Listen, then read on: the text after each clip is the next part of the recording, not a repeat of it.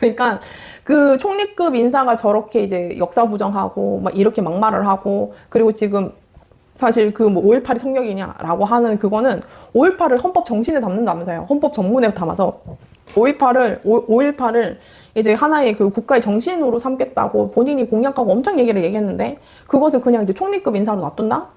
그거는 이제 자기 기만인 거죠. 국민을 기만하는 거고. 사과해야 되는 문제예요. 자기가 보증 섰지 않습니까? 이렇게 다 그거 한다고. 생각 바뀌었다면서요. 정무수석도 사과해야 되는 문제예요. 홍익표 정무수석이 제일 이미지가 좋잖아요, 대중적으로.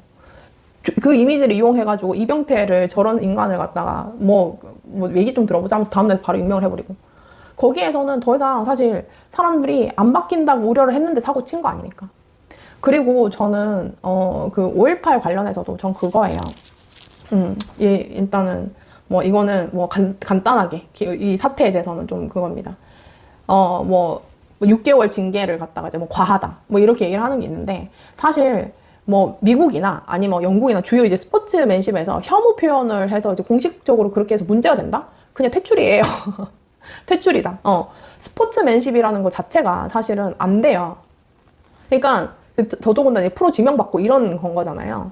그러면은 그게 얼마나 잘못됐는지는 알아야지 안 하죠. 그쵸? 그리고 이제 그러면 얘네들이 왜 그렇게 문제가 됐냐? 근데 가장 강력한 어떤 본보기는 필요하다라는 거고요. 두 번째는 이런 거죠. 5.18이 성역이냐? 성역이에요. 왜? 가치를 지켜냈고, 5.18이 없었으면 우리나라 민주주의가 없죠. 중단이 됐어요. 그러니까 전두환이 내려올 수도 없었을 것이고, 그 다음에 그 사람들의 피가 환원이 되지 않잖아요. 그 사람들이 살아 돌아올 수가 없잖아요. 그러니까 5.18 그 비극이 성역인 거는 그 사람들이 다시 살려낼 수 있으면 성역이 아니라고 할 수도 있어. 그러면은 그 지금 성역이 아니라고 말하고 헛소리 하는 사람들이 살려내라고요. 그 사람들을. 못하죠. 그러면 그렇게 할 수 없는 거죠. 제가 이제 늘 얘기를 하는 거는, 제가 헌법의 130여 개의 조항들이 어떤 게 있냐면 다 진짜 피로 만들어진 거예요. 노동권, 전태일 열사를 비롯해서 정말 많은 노동자들이 그런 것들과 다 노력, 눈물 이런 게 다 있고, 자유, 그 다음에 뭐 어떤 그런 것들 전부 다 하나하나 조항들이 그냥 쓰여진 게 없다고요. 근데 어떻게 하면은 그 사람들의 그 죽음을 갖다가 살릴 수 있으면 성역이 아닐 수 있죠. 그럼 살려내라는 거야. 안 못하죠. 그러면은 닥치라고. 진짜 4.3 사건도 마찬가지, 4.19 혁명도 마찬가지. 그러니까 이게 뭐냐면, 역사적인 성취가 있는 사건들은 그냥 그 사건을 가장 귀중하게 남겨놔야지 대한민국이 흘러가는 거예요.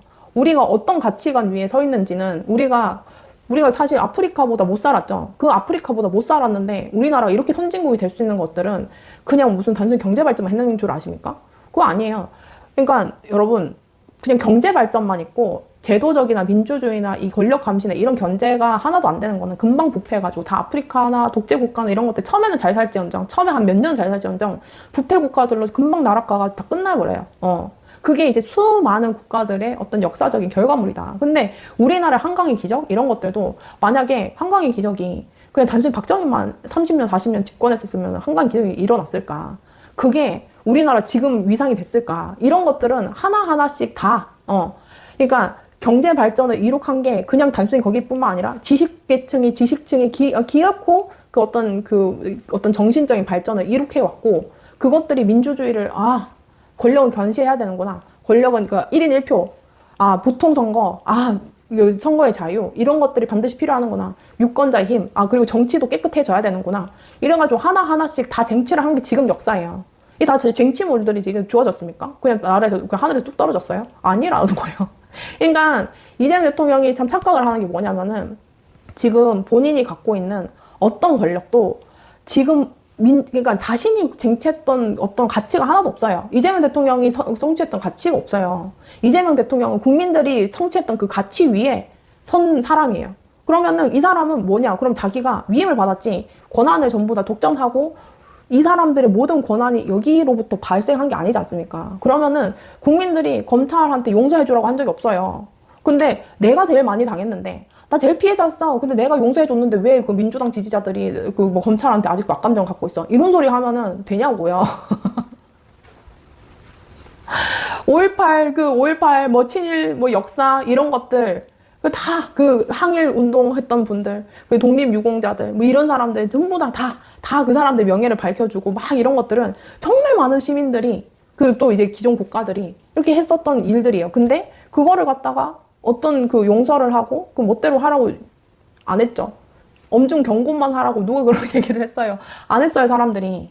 안 했다고요. 근데 왜 그걸 함부로 권하냐고. 근데 그거는 사실 이재명 대통령이 되게 독특한 행동이에요, 이거는.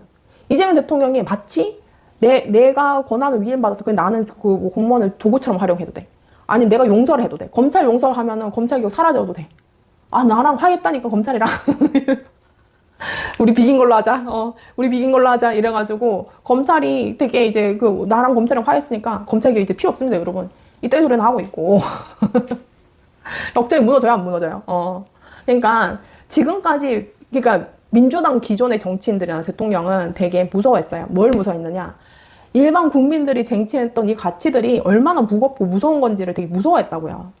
그러니까 김대중 대통령이 꿋꿋하게 서 있는 바람에 어떤 사람도 같이 투신을 할 수 있었죠. 그런 힘을 갖고 있었던 사람도 가장 거기에 이제 겸손했다고요. 지금까지는. 노무현 대통령도 마찬가지고. 문재인 대통령도 마찬가지고. 그게 얼마나 무서운지를 안다고. 근데 이재명 대통령은 지금 내란을 극복한 게 맨날 입으로는 국민들이 어쩌고저쩌고 얘기를 하는데 그게 아닌 거예요. 뭐 국민들을 살린 뭐 김민석 총리? 거기 뛰쳐나갔던 그 사람들 뭐예요? 다. 설령 그런 생각을 하더라도 입 밖에 꺼내면 안 되죠.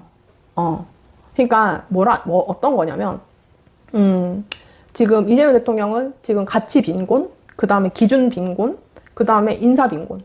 주변에 그 탐욕적인 사람들밖에 이 사람들을 자기 맘대로 이용을 하고 싶은 거예요. 그러니까 이용을 하고 싶은데 이 사람들이 이용을 하려고 하면은 능력이 있지만 탐욕이 없는 사람들은 이용 대상이 아닌 거죠. 이재명 대통령의 인사 기준으로는.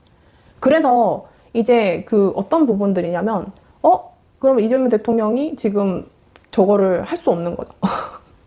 왜냐면 순수하게 공적인 마음을 갖고 있는 사람들은 이재명 대통령이 이용을 할 수가 없는 사람들인 거예요.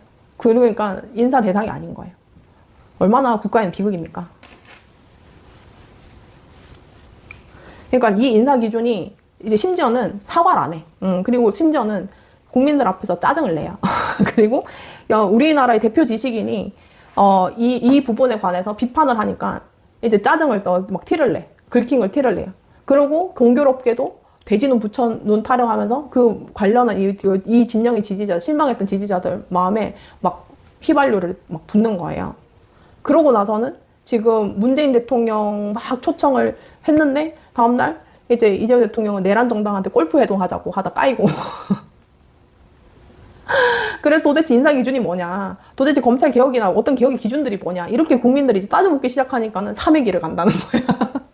아니, 나 그거 안 할 거야. 골치 아파서 싫어. 나는 진짜, 난 빚도 없어. 난 빚도 없고, 난 싫어. 나는 그래가지고, 나 새로운 거 갈 거야. 나 신빙이 좋거든. 나는 완전히, 나는 신상 좋아해. 이런 느낌?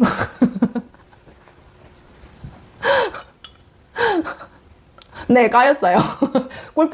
수희아님, 골프에 돈 까였어요? 네, 까였어요.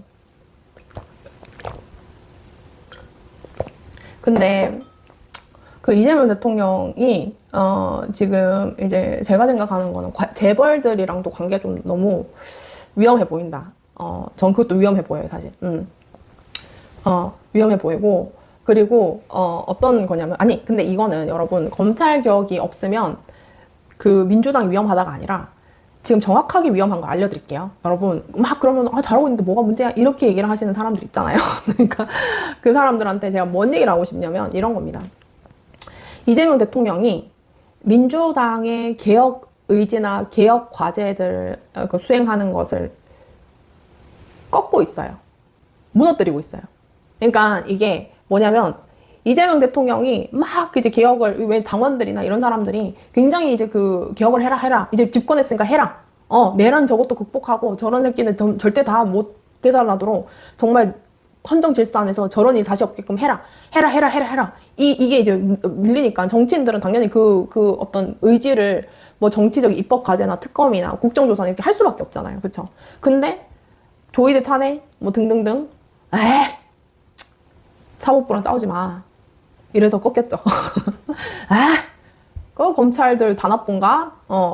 나 수사했던 검사들 다 잘랐는데 이제 검사들 다 나쁜가? 뭐 그 나쁜 사람, 뭐 나쁜 검사만 있나? 이런 식으로 막 갑자기 그러니까는 유이재명이 막 검찰 뭐가 잘못됐냐는 거야. 그러니까 그리고 그러니까 지금 그러니까 대통령이 민주당이 역사적으로 해왔던 그 개혁 과제들을 성취하고 완성을 시키는 역할을 하는 게 아니라 제압을 하는 지금 행위를 하고 있다고요. 제압을 하는 행위를 하면서 자신이 하는 권력 행위에 대해서 반대되는 의견을 내는 사람한테 짜증을 내고 있다고요. 개인적으로 막 이렇게 원투 하면서 뭐 멱살 쥐고 싸우면 뭔 상관이 우리가. 근데 언론 앞에서 그 짜증을 내고 있다고요. 다 들으라고. 나 저 사람 불편해. 나 저 사람 좀 짜증나. 왜 내 말 안 따라와? 아, 진짜 니네 뭘 하는데? 너네 그 통치해봤어? 나 지금 보고 있어.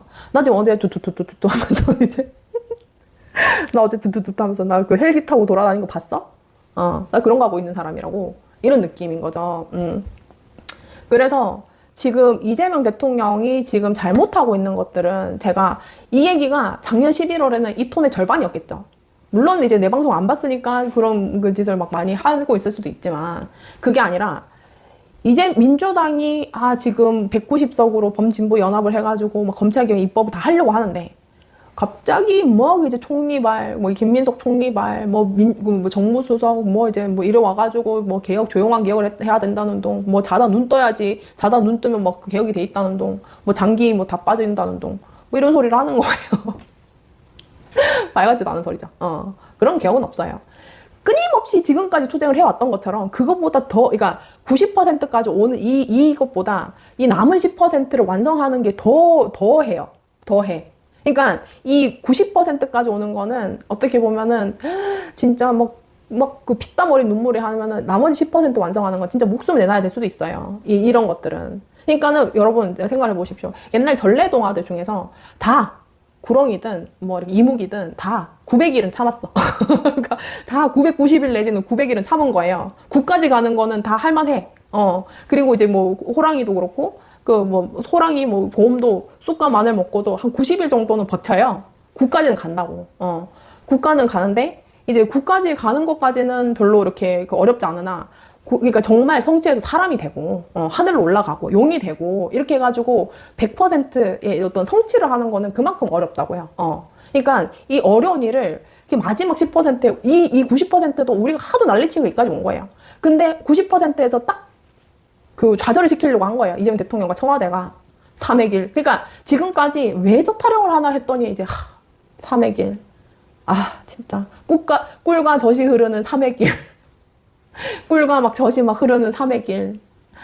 저기 가면 막 금도 막 광산도 있고 막 이럴 것 같아. 저기는 시끄러운 놈들이 없어. 우리 권력이 달콤해지는 그 300일. 뭐 이런 거. 시끄러운 개혁갈 뭐 이런 거 필요 없이 막 우리 하고 싶은 거 할 수 있는 300일. 이런 생각 하니까 지금까지 우리가 시끄럽게 하면서 개혁해라. 그 다음에 그 내란범 청산해라. 사법 개혁해라. 이런 게 다 듣기 싫었던 거죠. 그런 거 없어요. 그런 거 없고. 그 망상에서 못 깨면은 싸울 거 우리랑 밖에 못 싸운다. 왜? 내란당은 안 맞아요. 제가 저번에도 얘기했죠. 내란당은 이재명 대통령 어떻게 끌어내릴까? 이제 곧 끌려 내려오겠는데. 그리고 내란당은 이재명 대통령이 권력을 쥐고 있는 것에 동의를 안 해요. 일단은 근본적으로. 그러니까 일단은 이재명 대통령이 권력을 쥐고 있는 이 행위 자체에 대해서 전혀 동의를 하지 않는 사람들이다. 그러니까 마치 이제 예를 들면은 우리 그 범진보 진영 분들도 우려를 하고 있는 게 자민당처럼 되는 거 아니냐. 자민당처럼 되는 거 아니냐. 이래가지고 이쪽에 좀 끌고 가고 이쪽 끌고 가고 막 200석 되는 이제 이제 막 약간 키메라 같은 것들을 만들어갖고 막 가는 거 아니냐. 이런 생각을 하시는데 저쪽은 전혀 그런 생각이 없어요. 그러니까 이재명 대통령을 끌고 내려올 생각밖에 없는 사람들이에요, 저쪽은. 그러니까 전혀 걱정 안 하셔도 된다. 이재명 대통령이 사실 대통령인 것들을 인정 안 하는 집단이 저쪽 집단이에요. 그래서 골프 치자고 하니까 짜증내잖아요, 저쪽은. 우리는 속 억장이 터지고. 그리고 제가 이제 이런 거예요.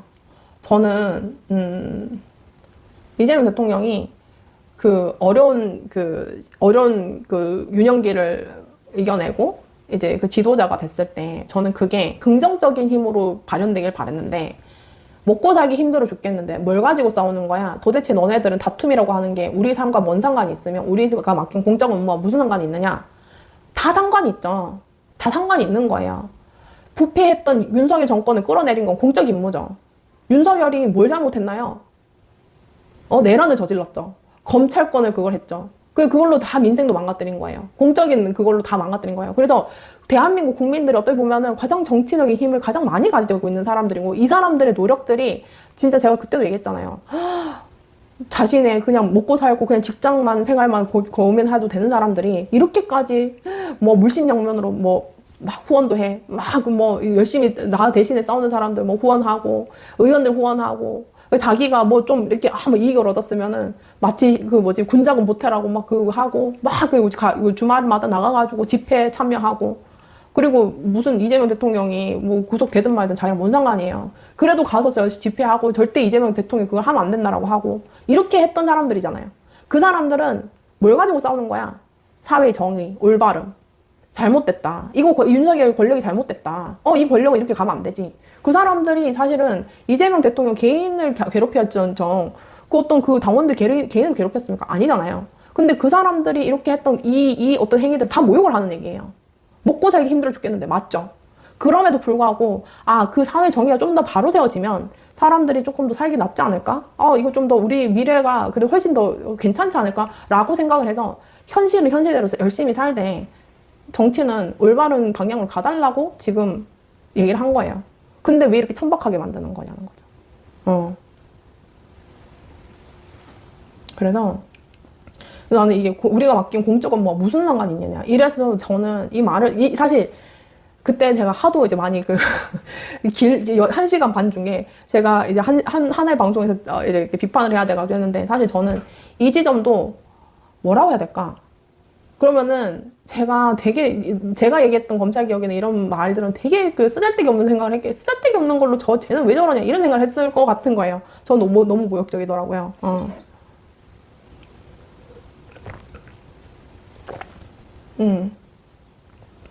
그리고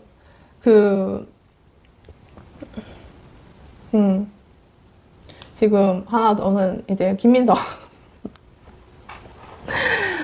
김민석. 네. 그 반도체 공장 후보지 광주군 공항에서 전당대회 출마 선언을 검토하고 있답니다. 광주군 공항에서. 그러니까 반도체 공장 후보지. 그러니까 반도체 그 공장 시찰을 뭐 가는 거, 이거를 총리랑 가는 게 뭐 전혀 전당대회나 당권에 관계 없다면서요. 근데 그 반도체 공장 후보지 가가지고 그 전당대회 출마를 한다고 합니다. 지금 제가 이제 어떤 생각을 하냐면 그런 생각을 해요. 이제 이런 거죠. 그러니까 이재명 대통령이 지금 그 정청래 대표도 제가 아직 캡처를 못 하는데, 정청래 대표도 이제 이번에 기자회견을 했어요. 이제 정청래 당대표 출마 촉구 기자회견을 했어요. 이제 많은 분들이 한 4만 명 정도 청원서를 받아서 했고, 그거를 이제 그것을 장면을 하면서 이제 정청래 대표가 감사합니다 라고 얘기를 하더라고요. 그래서 아마도 이제 이렇게 조만간 다음 주 중이나 조만간 이제 출마 선언을 하지 않겠느냐라는 지금 막바지 이제 고민을 하고 있지 않을까라는 생각을 하고 있고요. 네. 오늘 이 찍들 태훈. 네. 반명 들어 곧 분당될 테니 기다려라. 그러면은 가장 치명적인 게 이재명 대통령이에요. 정말. 아니 여러분, 지금 착각을 하시는 게, 제가 진짜 반명 타령을 하니까 제가 참 제 반명입니까? 진짜. 제가 오늘 누가 그렇게 얘기를 하더라고요. 제가 이제 이재명 대통령, 내가 진짜 이재명 대통령, 제가 예전 방송 보시면은 이재명 대통령이 당장 당대표 나와야 된다. 이재명 대통령 후보 떨어지고 저 그냥 놔두면 안 된다. 이재명 살려놔야 된다. 이렇게 제가 2022년 3월 달부터 글을 썼던 사람이에요. 그러고 제가 참 슬슬 후회가 되려고, 내가 후회 안 됐으면 좋겠다 얘기했잖아요. 내가 이재명 대통령 60%로 당선돼야 된다라는 이 얘기가 아니길 바란다고 하잖아요. 어떤 사람들은 저를 깎아내리려고 윤곽 캠프에서 있었건 아닙니다. 윤석열이 캠프 만들어지기 전에 제가 윤석열 고발 사주를 했고, 저는 윤석열과는 아예 그거 한 적도 없어요. 그러니까 허위 사실을 갖다가 뇌피셜로 그렇게 퍼뜨리지 마세요. 그리고 하나 더는 뭐냐면, 이런 거죠. 그러니까 제가 이재명 대통령이 어떤 사람인지를 제가 알았다고 했었잖아요. 제가 사실, 저번에 스치듯이 얘기를 했었지만, 이거는 문제는 될 수가 없죠. 근데 이재명 대통령이 그 저번 대선 때, 그러니까 윤석열 대 이제 그 이재명 그걸 했을 때 정말 아무것도 안 하고 그 선거 캠프도 그 선거 캠프가 이낙연 탓하지 말라고 그 선거 캠프에다 줬으니까. 뭐 김건희 뭐 따지고 이런 것도 아무도 없고 했는데 선거 임박했을 때 제가 하도 그 우리 지금 용산 뒤쪽에 선거원들도 없고 아무도 없고 윤석열이랑 상관없이 아무도 없고 이래가지고 그 고위 관계자한테 막 그 전화를 해서 했더니 그 모처에서 모처에 이제 모 이제 측근들이랑 이제 그 선거 한 일주일 남았나 그때 같이 모여 있어가지고 그렇게 하면서 제가 이제 이거 뭐 대장동 그 뭐지 뭐 녹취 막 이런 것도 막 문제 있고 막 걱정되는데 괜찮냐고 이렇게 하니까 지금 선거 운동도 제대로 안 하고 있는 것 같고 너무 걱정이다. 나는 진짜 윤석열 당선되면은 다들 나 무슨 어디 국정원이든 어디든 다 끌려가서 저 그 뭐지 뭐 없어지는 줄 알았잖아요 사람들이 다. 근데 너무 걱정이 되려니까는 후보가 너무 이제 뭐 쾌활한 게 스릴 있잖아 뭐 이러고 있다고. 근데 그 소리 듣고 제가 마음 버리고 완전 냉정해졌다고 했었잖아요. 저 사람은 대통령이고 나 말이고 지금 심적인 아무 준비나 책임감도 없구나 이 생각을 했다 했었잖아요. 제가 그럼에도 불구하고 그래서 사실 제가 선거 기간이 딱 도래했을 때 지지 글을 써야 되나 안 써야 되나 근데 되게 이제 이재명 찍자고 1번을 찍자고 글을 써야 될까 말아야 될까 너무 고민을 했어요 사실. 근데 어떻게 해요? 윤석열 하면 안 되니까. 그래서 이만큼 길게 썼죠. 그럼에도 불구하고 이재명을 찍어야 된다 이렇게 해가지고 글 쓰고 그러고 이제 그 이재명 대통령 떨어지고 나가지고 이렇게 막 했을 때 빨리 저 사람은 당대표로 들어와야 된다. 당이 중심에 서야 된다. 그렇게 그러면서 했는데 맨날 하는 게 이제 자기 수사 검사 탄핵하고 싶으면은 고발사주 손준성 탄핵 끼워놓고 그 집만 3년을 하더라고요. 사실 그래가지고 저는 별로 검찰개혁에 뜻이 없는 게 아니라 고민조차 안 해봤구나를 너무 느꼈다고 했었잖아요. 그럼에도 불구하고 다음을 타넘고 막 내란이 일어났는데도 국회 가가지고 사람들 국회 모으고 하는 그거 보고 그래 저 사람은 저 리더십으로 대통령 해야겠다 이렇게 생각을 하고 제가 그때부터는 이제 그 내란 다음날부터 윤석열은 죽여야 된다 저거는 총살로 죽여야 된다 이렇게 방송을 했어요. 스픽스 나가고 뭐 이래가지고 저거는 군 형법으로 총살형으로 왜 즉시 처형을 안 하냐 저 내란인데 이렇게 얘기를 하면서 윤석열은 이제 그 탄핵 넘어가지고 이재명 대통령은 60%로 돼야 된다. 그래서 헌정지에서 바로 세워야 된다. 이렇게 하면서 제가 그렇게 막 방송을 하고 다녔죠. 저 지금 그 부분이 제가 스스로 내가 왜 그때 그렇게 얘기를 했을까? 이재명 대통령이 이렇게 할 건데? 그 생각을 했다니까는. 제가 되게 웬만하면 제가 후회하지 않는 사람이에요. 어떤 제가 실패를 겪어도 지금 실패가 반드시 어떤 시기에는 의미가 있을 거야 라고 생각하는 사람이기 때문에 저희 엄마도 참 넌 특이하다. 어떻게 그냥 어떤 행동에 대해서 후회를 안 하냐라고 얘기를 하셨어요. 근데 정말 저는 그때마다 내 최선을 다하기 때문에 미련도 없고 후회도 없어요. 돌아가면 또 그렇게 할 거니까. 근데 이재명 대통령에 대해서는 제가 지금도 그래서 빨리 바로 잡아라. 그렇게 하지 말라라고 했는데 지금 점점 엉뚱한 소리를 하고 있죠. 전혀 이렇게 자신이 이렇게까지 사람들이 반발하고 지금 사람들이 전통적인 지지자층이라고 굳이 이 표현을 하지만 이 모든 권력 만들어준 토대잖아요. 거기 사람들이 이거 아니라고 했을 때는 난 301로 가야지. 구조적 다수 뭐 이런 거 주워 먹으려고 했지. 뭐 너 배신할 거지 이러면서 모욕 주면 되냐고. 이런 소리를 하면서 돼지는 부쳐놓는다고 하고. 지금 이재명 대통령을 제가 가장 안 좋게 보는 거는 모든 지금 사안에 비아냥이 있어요. 비아냥거림이 있다고요. 그 사람이 어떤 조언을 할 때 그 사람의 조언을 진지하게 들을 준비가 돼야 되는데 비아냥거리고 있어요 지금. 그 비아냥이 뭐냐면 듣기 싫다는 거거든. 권력자가 듣기 싫은 거는 독선적이라는 의미인 거죠. 그렇기 때문에 지금 이 태도가 인사에도 반영이 되지 않고 있고 비판에 대해서는 반영이 안 되고 있잖아요. 그러니까 지금 비판을 수정을 하잖아요. 대신에 먹을 거 던져주려고 하는 거죠. 달라요.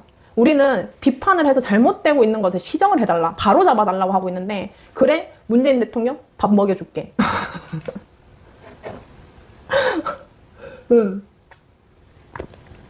그러니까 우리는 그게 아니다. 유이재명이건 뭐건 지금 이 부분에서 인사로 보여지는 이거, 그 다음에 무슨 유이재명이 이상한 짓을 했는 사람들이 뭐 자리 받아갔다 또 이런 소문이 들리고 뭐 그러고 있다. 그래서 이게 뭔가 이 당 분위기도 그렇고 당무 개입처럼 보이는 그 행위를 멈춰달라. 그렇게 보이는 행위들, 그 어떤 참칭을 하든, 그 이재명 측근이라고 하는 사람들이 떠드는 그 얘기가 너무 형편이 없으니까 그 사람을 절제시켜달라, 잘못시켜달라, 아니면 그 사람들이 잘못됐다고 얘기해달라라고 요청을 했는데, 그런 것들에 대한 것들은 전혀 받아들이지 않고, 지금, 그래? 너네들도 뭐 던져줄까? 뭐 던져줄까? 이런 태도라고요. 그 태도는 다르죠. 그렇기 때문에 지금 이 갈등이 근본적으로 해소가 안 되는 모든 원인은 이재명 대통령의 태도에 달려있어요, 지금. 그래서 제가 얘기를 하는 거는 이겁니다. 바로 잡아야 달라. 그리고 솔직히, 제가 솔직히 말하면 이재명 대통령이 여러분 자리 주는 거 바랍니까? 바래요? 저는 별로 관심이 없어요. 왜냐면, 아니, 그 애매한 자리 줘봤자 돈도 열심히 못 벌고, 그냥 자리 하나 받는 걸로 끝이거든요, 사실은. 받는 것도 별로 의미도 없어. 제 나이 때 받아봤자예요. 그리고, 뭔 자리를 줘봤자, 그건 내게 아니라고. 권력도 내게 아니에요. 제가 늘 얘기했잖아요. 내가 쟁취하는 권력이 내 거라고. 부여되지 않아요. 앞에 이재명 이름을 팔아야지만 권력이 있는 사람들은 가짜예요, 가짜. 자기 이름으로 정치 못한 사람들은 다음번 총선에 한 명도 없이 다 사라집니다. 한 명도 없이 다 사라져요. 심지어는 김민석 총리도 이재명 이름을 떼고 자신의 이름을 못 쓰고 있잖아요, 지금. 그러니까 이재명 타령을 계속 하는 거예요. 이재명 정부의 기조를 맞춰서. 이재명 정부, 이재명. 왜? 노무현, 문재인 이 기반의 이 지지층들이 지금까지는 했는데 슬슬 그 본색이 드러나지 않고 있습니다. 본색이 드러나고 있잖아요. 본색이 드러나고 있기 때문에 그걸로는 이제 그 사람이 이 장악을 못 하는 거야. 심지어는 그 이낙연 때부터 못 하는 거죠. 원죄가 있기 때문에. 이런 것들, 이런 것들, 이런 원죄들이 있기 때문에, 보니까 그냥이 아니더만요. 이거 한 번 하고 치운 게 아니더만. 원죄가 있기 때문에 이거를 이제 부정을 해야지. 아니면 이재명 대통령이 겨우 살려줘서 총리 줬기 때문에 이재명 이름을 안 붙잡으면 독립적으로 설 자리가 없는 거죠. 그러니까 많은 분들이, 어떤 사람들은 이런 얘기를 하더라고요. 그러니까 친청계라는 단어를 쓰는데 왜 친석계라는 이름 안 쓰냐. 이제 기성 언론들, 레거시 언론들이 일부러 정청래를 반명처럼 해서 대립 관계를 가지고 설 자리를 안 만들려고 친청계라는 이름만 쓰고 친석계라는 단어를 안 쓴다라고 얘기를 하는데, 그게 비슷한 거예요. 그러니까 정청래라는 정치는 이재명이라는 이름 말고도 설 수가 있어요. 설 수가 있는데, 뭐라고 해야 될까? 이제 김민석이라는 이름은 이재명이라는 이름 말고는 설 수가 없어요, 지금. 그게 되게 유사한 게, 이낙연과 되게 유사하다. 왜 유사냐? 이낙연 지사였죠? 전남지사였죠? 이 지사가, 문재인 대통령이 이제 그 총리로서 이끄는 바람에, 이제 중앙에서 이제 된 거죠. 그래서 어쨌든 2년 동안 총리할 때는 큰 문제 없이 그리고 큰 당내 어떤 문제도 안 만들고, 그리고 개혁과제에 대해서 뭐 적폐청산 하지 말자. 이런 티도 안 냈어요. 안 냈다가, 내려와가지고 박근혜 사면해야 된다. 이런 소리 하고. 이러면서 사람들이 좀 뭐야? 이렇게 된 거지. 그 총회 하면서 당대표까지 나올 때는 전혀 모든 기존 지지층에 반하는 행동이나 속 터지는 소리를 안 했다고요. 근데 지금 그것부터 굉장히 성급하다. 이 사람의 특징은 성급하다. 그리고 이 사람의 특징은, 수세에 몰릴 때 굉장히 공격적이고 표독스러운 단어를 쓰더라. 라는 거죠. 그게 이제 멀지 않고 남 탓을 많이 하더라. 어떻게 본인이 당정청 회의로 총리로서 그 정청래와 파트너십을 1년 동안 맞이해가지고 같이 했는데 전부 다 무슨 개혁이 안 되고 정부 법안이 안 된 게 다 정청래 탓입니까? 저는 그 책임감도 너무 없다라는 거죠. 그런 것들. 그래서 행정가를 대통령을 만들면 안 된다는 교훈을 준 것만으로 위안 삼아야지. 대통령 그 5년을. 그러니까 저는 이런 거예요. 저는 좀 달라요. 어떤 게 다르냐면, 이거는 순수하게 이재명 대통령의 캐릭터인 겁니다. 네, 넌 다 이재명 탓이냐? 이게 아니라, 뭐냐면은, 이재명 대통령 생각을 바꿔먹으라는 거예요. 지금. 어떤 거냐? 행정가만 그거냐? 그게 아니라, 이재명 대통령은 행정도 도구고, 권력의 도구예요. 그러니까 철학자를 해야죠. 지금 시장이나 어떤 오래된 정치인들이 굉장히 철학적이고 어떤 가치 정립적인 사람도 있죠. 그리고 행정도 유능한 사람들이 있어요. 근데 이재명 대통령이 그런 사람이었다고요. 그래서 지도자로 세운 거예요. 만약에 이재명 대통령이 성남시장으로서 무슨 그냥 예를 들면 어떻게 보면 성남시장 의원 누가 나왔습니까? 뭐 김병욱 수준? 아니면은 뭐 현근택 변호사 수준? 아니면 뭐 그 수준이라고 해서 뭐 그분들 기분 나쁠 수도 있는데, 아무튼 이게 어쨌든 시대 정신을 관통하지 않고 철학이 없어 보였고, 그냥 어떤 기초자치단체의 장으로서 그냥 기능만 잘하고 교복만 잘 바꿔주고 뭐 이 생리대 잘 바꿔주고 이런 수준으로 사람으로만 남았으면은 절대로 당의 지도자로 안 세웠어요. 기본소득? 괜찮네. 그러니까 이게 기본소득이 좋든 안 좋든 간에, 이 사람은 미래 비전을 생각하는 사람이구나. 그리고 뭐 억강부약? 뭐 이런 것들? 뭐 그리고 뭐 검찰개혁이라든지 뭐 이렇게 시대적인 가치관이 있는 사람인 줄 알았던 거죠. 그래서 이 사람은 굉장히 철학도 단단하고, 그 기본소득이 어떤 정책으로서 이 사람이 약간 아이콘처럼 나왔던 이유가, 억강부약, 많은 사람들이 잘 살자, 그리고 어떤 시대 안에서 뭐 골고루 잘 살자, 뭐 이런 것들을 그냥 말로만 하는 게 아니라 어떤 소득이나 이런 구체적 정책까지 들고 나왔네. 이 사람은 단순히 행정을 넘어가지고 자기 가치관이 있고, 그게 리더로서 다른 정치인들은 이제 비전을 제시를 못 하는데, 이 사람 그걸 하네? 라고 했기 때문에 이 사람이 그 뭐 경기지사도 나가고, 경기지사에서 당으로 들어왔을 때 대선 후보가 되고, 대선 후보로서 이제 당대표도 되고, 그렇게 된 거예요. 야당 지도자가 된 거예요. 근데 지금 그 모습은 싹 사라지고 도구만 남았잖아요. 나 도구만 쓰는 사람이야. 나는 철학 불필요해. 그 다 가치가 밥 먹여줘? 이러면서 지금 이런 소리 하는 거잖아요. 먹고 살기 힘들어 죽겠는데. 그러니까 뭘 가지고 싸우는 거야? 우린 가치 가지고 싸우고 있었거든요. 우린 철학 갖고 싸우고 있었거든요. 근데 그 철학이 국가의 방향성을 국가 철학이 없었으면은, 그 내란도 계엄도 자기 그 헌법 그 상의 대통령 권한 중에 하나라고 주장하고 그냥 해제해서 물러났으면은, 그럼 그거 아무 문제가 없는 겁니까? 아니잖아요. 근본적으로 왜 그런 식으로 행동했는지, 왜 그런 것도 했는지 끊임없이 따져보면 우리가 탄핵도 되고 한 거 아니에요. 내란도 진압이 되고 본인도 그렇게 했고. 그리고 사법개혁도 이재명 대통령이 선거 직전에 조희대랑 대법관들이 이게 합리적이지 않은 판단을 해가지고 대선 후보까지 건드네? 그러면 이재명을 무너뜨리면 내란 집권을 다시 할 수 있다고 생각해서 이런 건가? 이런 판단들 다 가치 철학적인 판단들인 거죠. 여기에서 먹고 살기 힘든 고민을 했습니까? 아니에요. 이 고민을 해서 이 사람을 구하자고 사람들이 광화문 나가서 이제 막 밤새 이제 뭐 시위하고 했던 거 아닙니까? 그러니까 이제 귀찮아진 것들인 거죠. 귀찮아졌어. 그래서 지금 이재명 대통령이 이병태를 놔둔다? 그러면 그 사람의 생각을 계속 그 정부 안에 용인을 한다는 의미고요. 이재명 대통령은 더 이상 앞으로 5.18 인상하지 마세요. 5.18 관련해서 언급 못해요. 어떻게 언급을 합니까? 저런 사람을 쓰는 사람이. 기회도 줬잖아요. 처음에 임명할 때도 반대해가지고 기회를 줬고, 생각 바꿔먹었다면서요. 이재명 대통령이 임명함으로써 생각 싹 바뀌었다면서요. 아니죠. 또 모욕을 했죠. 그리고 이제 그 국가 정책도 다 망가뜨리고 있고. 근데 이재명 대통령이 내년 5월 달에 5.18 그 이병태가 남아있는 한 5.18 관련한 발언들을 할 수 있습니까? 자격이 있어요? 없어요. 무서운 형님, 뭐 7공화국이 목표가 맞긴 한 듯한데 그 7공화국이 어떻게 생기냐고.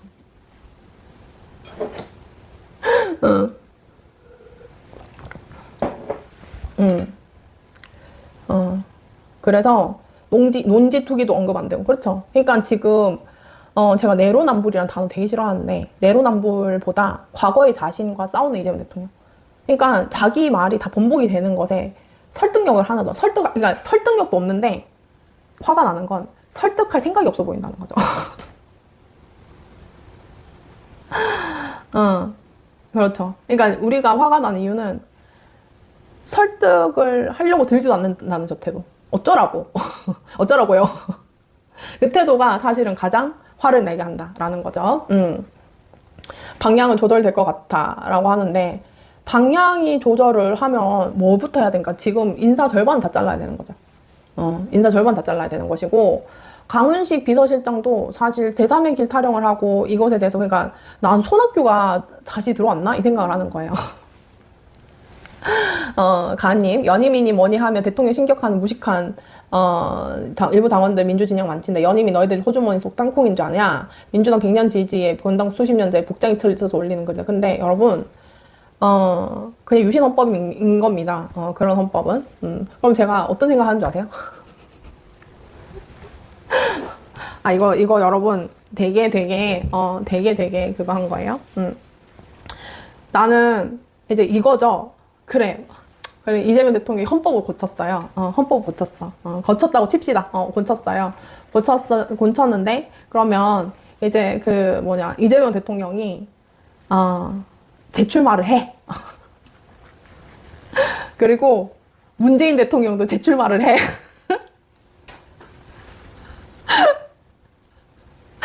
문재인, 아니, 뭐, 이렇게 이제 연임 다, 이제 뭐 전직이든 현직이든 다 할 수 있잖아요. 다 한번 해. 다 난리 나지. 그래서, 그 뭐지? 그러니까, 개판 한번 만들어 보자고.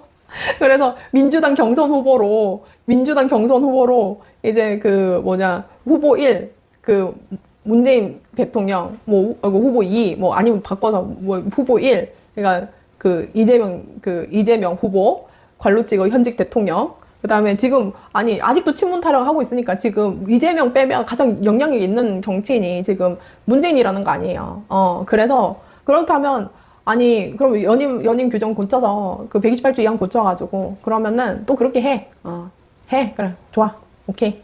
그러면은 이 규정은 전직 대통령도 포함이 되는 거 아닙니까? 그러면은 한번 붙어. 그래서 친문 대전을 그냥 대리전 말고 그냥 직접 한번 다이다리 붙는 거죠. 그런 개판을 만드는 방법도 있어요. 그러니까 지금 정말 말이 안 되는 소리를 하는 거라고요. 그 수준이라고. 그러니까 이것이 바로 인문학적 상상이라는 건데. 아니 다이다이 고고 이렇게 하시는데, 아니 여러분, 그 정도 수준의 얘기라고.